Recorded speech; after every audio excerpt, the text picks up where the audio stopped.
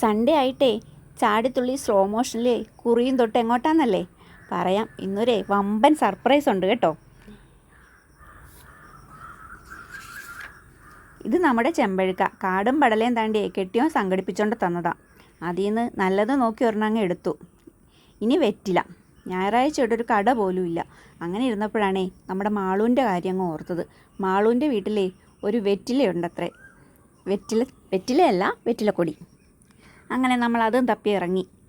അവിടെ ചെന്ന് കോമള ചേച്ചിയോട് കുറച്ച് വർത്താനമൊക്കെ പറഞ്ഞു. അങ്ങനെ നമ്മൾ വെറ്റിലക്കൊടിയുടെ അടുത്തെത്തി. അതിൽ നിന്ന് നല്ലത് നോക്കി ഒരെണ്ണം പറിക്കണം. കിട്ടി കേട്ടോ. ഒന്നല്ല 2 എണ്ണം പറിച്ചു ഞാൻ.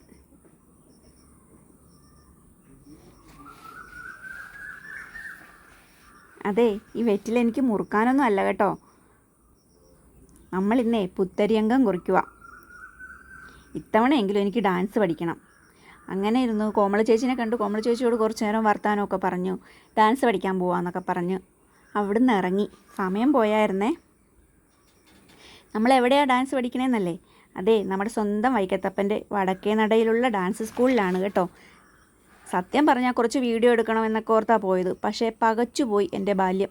കണ്ടില്ലേ കുറേ കുഞ്ഞു കുഞ്ഞു കുരുപ്പുകൾ, അവർക്കിടയിൽ ഞാൻ മാത്രം. അങ്ങനെ ദക്ഷിണ വെച്ച് നമസ്കരിച്ച് യുദ്ധകാഹളം മുഴങ്ങി.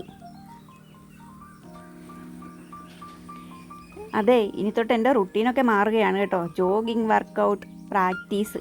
അപ്പം എല്ലാവരും കൂടെ കാണണേ, മിന്നിച്ചേക്കണേ എൻ്റെ വൈക്കത്തപ്പാ.